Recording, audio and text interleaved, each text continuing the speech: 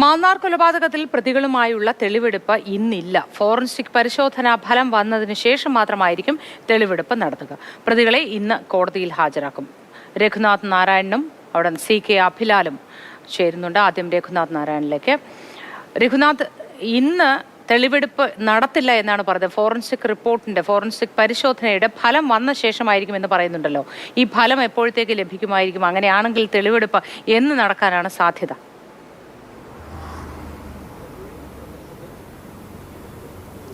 മോട്ടി, ഈ കേസിലെ ഏറ്റവും നിർണായകമായ ഘട്ടമാണ് കഴിഞ്ഞ ദിവസം അവിടെ നിന്ന് ആ സെപ്റ്റി ടാങ്കിൽ നിന്ന് കിട്ടിയ ശരീരാവശിഷ്ടങ്ങളിൽ നിന്ന് സംശയിക്കുന്ന, ഒപ്പം തന്നെ വസ്ത്രങ്ങളുടെ എന്ന് സംശയിക്കുന്ന അവശിഷ്ടങ്ങളുമൊക്കെ പരിശോധിച്ച് ഇത് കലയുടേതാണെന്ന് ഉറപ്പുവരുത്തണം. അതിനുശേഷം DNA പരിശോധന നടത്തി ഒന്നുകൂടി അതിനൊരു ശാസ്ത്രീയമായ അടിത്തറ നൽകേണ്ടതുണ്ട്. ഇതിനുശേഷം മാത്രമേ ഒരു പോലീസിൻ്റെ ഒരു വലിയൊരു നിർണായക ഘട്ടത്തിലേക്ക് കടക്കാൻ വേണ്ടി സാധിക്കുകയുള്ളൂ. കാരണം 15 വർഷം മുൻപ് നടന്നൊരു കൊലപാതകം, നമ്മളോട് ഇപ്പോൾ കലയുടെ സഹോദരനാണ് സംസാരിച്ചത്.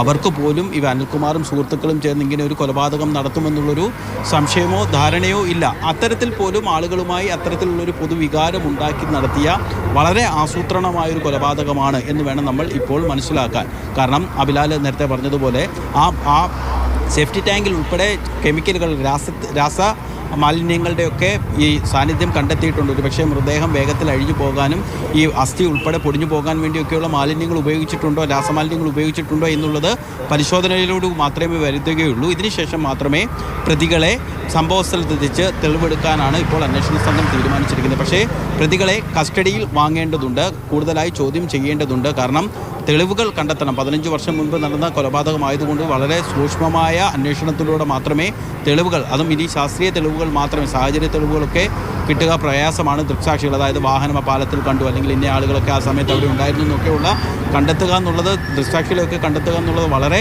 സാഹസികമായ, വളരെ ശ്രമകരമായ ജോലിയാണ്. അതുകൊണ്ട് ഇനിയും ശാസ്ത്രീയമായ തെളിവുകൾ കണ്ടെത്തേണ്ടതുണ്ട്. ഇവർ ആ കൊലപാതകം ചെയ്ത രീതി എന്തായിരുന്നു, പ്രകോപനം, എങ്ങനെയാണ് കൊന്നത്, പിന്നെ എങ്ങനെയാണ് ഇത് മറവ് ചെയ്യുന്നതൊക്കെയുള്ള കാര്യങ്ങൾ പരിശോധിക്കാൻ വേണ്ടിയാണ് പ്രതികളെ കസ്റ്റഡിയിൽ വിട്ടുകിട്ടുന്നതിന് അന്വേഷണ സംഘം അപേക്ഷ നൽകുന്നത്. ഒപ്പം തന്നെ അനിൽകുമാറിനെ വിദേശത്ത് നിന്ന് നാട്ടിലേക്ക് എത്തിക്കാനുള്ള ശ്രമങ്ങളും എംബസി വഴി അന്വേഷണ സംഘം ആരംഭിച്ചിട്ടുണ്ട്. ശരി രഘു. അഭിലാൽ, ഈ FIRൽ എന്തൊക്കെയാണ് പറയുന്നത്? 2 FIRകളാണല്ലോ ഇന്നലെ തയ്യാറായത്. അതിൽ എന്തൊക്കെ വിവരങ്ങളാണ് ഇതുമായി ബന്ധപ്പെട്ട് പറയുന്നത്?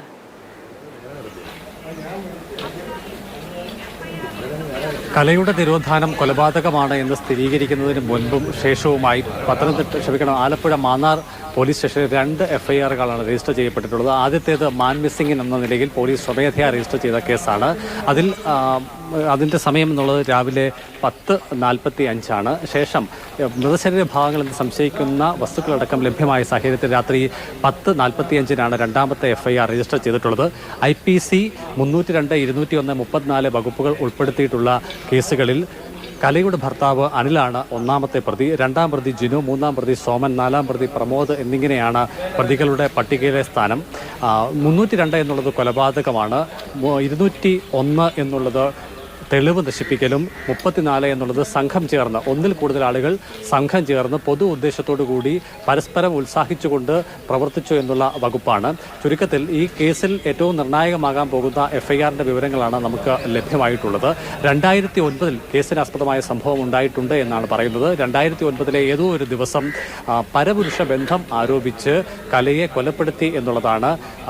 ഇവിടുത്തെ സമീപത്തുള്ള ഒരു പാലത്തിൽ വെച്ച് കൊലപാതകം നടത്തിയ ശേഷം മാരുതി കാറിൽ മൃതശരീരം കൊണ്ടുപോയി മറവ് ചെയ്തു എന്നുള്ളതിൻ്റെ അത്രയുമാണ് കാര്യങ്ങളാണ് ഈ FIRൽ പറഞ്ഞിട്ടുള്ളത്. ശരി അഭിലാൽ. രഘു, വളരെ വൈകാരികമായി നേരത്തെ കലയുടെ മകൻ പ്രതികരിക്കുകയുണ്ടായല്ലോ.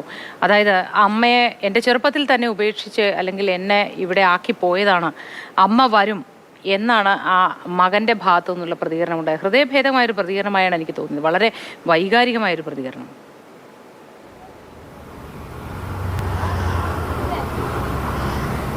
അതെ, സ്വാഭാവികമായി തന്നെ ആ കുഞ്ഞിന് അമ്മയെ കണ്ടുള്ള ഓർമ്മയുണ്ടാകില്ല. 16 വയസ്സുള്ള പ്രായപൂർത്തിയാകാത്തൊരു കുട്ടിയാണ്. 2 3 വയസ്സുള്ളപ്പോഴായിരിക്കും അമ്മ പോയത്. അവൻ്റെ ഓർമ്മയായ കാലഘട്ടങ്ങളിലൊക്കെ അവൻ അമ്മയെ പ്രതീക്ഷിക്കുന്നുണ്ടാകും. കാരണം ഈ സഹോദരങ്ങളടക്കം പറയുന്ന ഈ കുഞ്ഞിനെ കാണാനായിട്ടെങ്കിലും കല വരും. സ്വാഭാവികമായിട്ട് തന്നെ അമ്മയാണ്.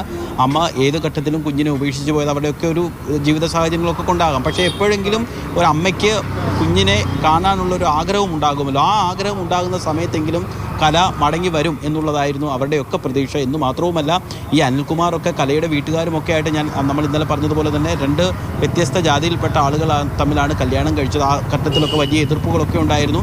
കല പോയതിന് ശേഷം പോലും ഈ കലയുടെ ബന്ധുക്കളോടൊക്കെ വളരെ കാര്യമായിട്ടും സ്നേഹത്തോടും കൂടിയാണ് അനിൽകുമാറൊക്കെ പെരുമാറുന്നത്. അത്തരത്തിൽ കുഞ്ഞിനെ കാണാൻ വേണ്ടി ബന്ധുക്കൾ വരുന്നതൊക്കെ ചെയ്യുന്നുണ്ട്. അതുകൊണ്ട് തന്നെ ഒരുപക്ഷെ ഒരു വളരെ ബോധപൂർവമായിട്ടുള്ളൊരു കഥ അവിടെ ക്രിയേറ്റ് ചെയ്ത് പ്ലാന്റ് ചെയ്ത് ആളുകളെ വിശ്വസിപ്പിക്കുന്നതിൽ അനിൽകുമാറും സംഘവും വിജയിച്ചു എന്ന് വേണം നമ്മൾ ഈ ഘട്ടത്തിൽ മനസ്സിലാക്കാൻ. കാരണം കല ആരോടൊപ്പം പോയി. ഇതിനിടയിൽ കലയുടെ സഹോദരൻ പറയുന്നുണ്ട് അവിടെ വെച്ച് കണ്ട് ഇവിടെ അങ്ങനെ അവൾ ജീവിച്ചിരിപ്പുണ്ട്, കല ജീവിച്ചിരിപ്പുണ്ടെന്നുള്ളൊരു ഫീലും ആളുകൾക്ക് ഉണ്ടാക്കിയെടുക്കുന്നതിലും ഈ സംഘം വിജയിച്ചിട്ടുണ്ട്. കാരണം മണ്ണാർശാല വെച്ച് കണ്ട് ഇവിടെ മാന്നാറിനടുത്തുള്ള സ്ഥലമാണ് മണ്ണാർശാല. അവിടെ അമ്പലമുണ്ട്, നാഗരാജ ക്ഷേത്രം, അവിടെ വെച്ചൊക്കെ കണ്ടു എന്നൊക്കെ പറയുമ്പോൾ ആ കല വിശ്വാസപരമൊക്കെ ആയി അല്ലെങ്കിൽ അത്തരത്തിൽ സന്തോഷത്തോടു കൂടിയൊക്കെ ജീവിക്കുന്നു എന്നുള്ളൊരു പൊതുധാരണ ആളുകൾക്കിടയിൽ ബന്ധുക്കൾക്കിടയിൽ വളർത്തിയെടുക്കാൻ വേണ്ടി അനിൽകുമാറും സംഘവും വിജയിച്ചു എന്ന് വേണം നമ്മൾ ഈ ഘട്ടത്തിൽ മനസ്സിലാക്കാൻ. എന്ന് മാത്രവുമല്ല, കൊലപാതകത്തിന് ശേഷവും മുൻപുള്ളതിനേക്കാൾ വളരെ സ്നേഹത്തോടു കൂടി കലയുടെ ബന്ധുക്കളൊക്കെ ആയിട്ട് ഇടപെടുകയും പെരുമാറുകയും ഒക്കെ ചെയ്യുമ്പോൾ സ്വാഭാവികമായിട്ട് തന്നെ ആളുകൾക്ക്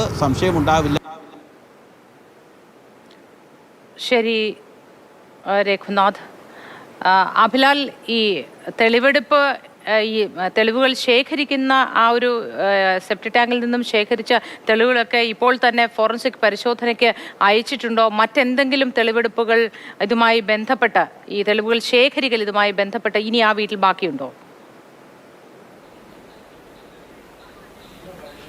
കൊലപാതകമാണ് എന്ന് ജില്ലാ പോലീസ് മേധാവി മാധ്യമങ്ങൾക്ക് മുൻപാകെ ഔദ്യോഗികമായി പറഞ്ഞിട്ടുണ്ട്. പക്ഷേ അതിന് ശാസ്ത്രീയമായ തെളിവ് അല്ലെങ്കിൽ കോടതിയിൽ കേസ് നിലനിൽക്കണമെങ്കിൽ ശാസ്ത്രീയമായ തെളിവുകളാണ് ഏറ്റവും അടിസ്ഥാനപരമായി വേണ്ടത്. അതുകൊണ്ട് തന്നെ ഇന്നലെ ലഭ്യമായിട്ടുള്ള മൃതശരീര ഭാഗങ്ങൾ, കല ഉപയോഗിച്ചതെന്ന് കരുതുന്ന വസ്ത്രത്തിൻ്റെ ഭാഗങ്ങൾ, ഒപ്പം തന്നെ തലയിൽ ഉപയോഗിക്കുന്ന ക്ലിപ്പ് എന്നിവയൊക്കെ തന്നെ ശാസ്ത്രീയമായ പരിശോധനയ്ക്ക് വിധേയമാക്കേണ്ടതുണ്ട്. മരിച്ചത് അല്ലെങ്കിൽ കൊല്ലപ്പെട്ടത് കലയാണ് എന്നതിൻ്റെ സ്ഥിരീകരണം വന്ന ശേഷം തുടർ നടപടികളിലേക്ക് പോകുന്നതായിരിക്കും ഉചിതം എന്നുള്ളതാണ് ഈ കേസുമായി ബന്ധപ്പെട്ട് ഉന്നത ഉദ്യോഗസ്ഥരുടെ നിർദ്ദേശവും അത്തരത്തിലാണ് വന്നിട്ടുള്ളത്. അതുകൊണ്ട് തന്നെ വളരെ വേഗത്തിൽ ഇന്നലെ ലഭ്യമായിട്ടുള്ള മൃതശരീര ഭാഗങ്ങൾ അടക്കം ഉള്ളവയുടെ ശാസ്ത്രീയ പരിശോധനാ ഫലം ലഭ്യമാക്കാൻ വേണ്ടിയുള്ള ഒരു ശ്രമമാണ് ഉണ്ടായിട്ടുള്ളത്. ഇന്നലെ തന്നെ ഇതുമായി ബന്ധപ്പെട്ട് ശേഖരിച്ച വസ്തുക്കളും അതോടൊപ്പം തന്നെ മൃതശരീര ഭാഗങ്ങളടക്കം ഉള്ളവയും ഫോറൻസിക് സയൻസ് ലാബിലേക്ക് അയച്ചിട്ടുണ്ട്. വളരെ വേഗത്തിൽ ഈ കേസിൻ്റെ പ്രാധാന്യം കണക്കിലെടുത്ത് വളരെ വേഗത്തിൽ റിപ്പോർട്ട് ലഭ്യമാക്കാൻ വേണ്ടിയുള്ള ഒരു ശ്രമം ഉണ്ടാകും. ഒരുപക്ഷെ 1-2 ആഴ്ചയ്ക്കുള്ളിൽ തന്നെ അതിൻ്റെ വിശദാംശങ്ങൾ ലഭ്യമാവുകയും കൊല്ലപ്പെട്ടത് സംശയിക്കപ്പെടുന്ന തരത്തിൽ കലയാണ് എന്നതിൻ്റെ സ്ഥിരീകരണം വരികയും ചെയ്യുന്ന പക്ഷമായിരിക്കും ഇനി തുടർ നടപടികളിലേക്ക് നേരിട്ട് കടക്കുക. പോലീസ് ഇന്ന് തന്നെ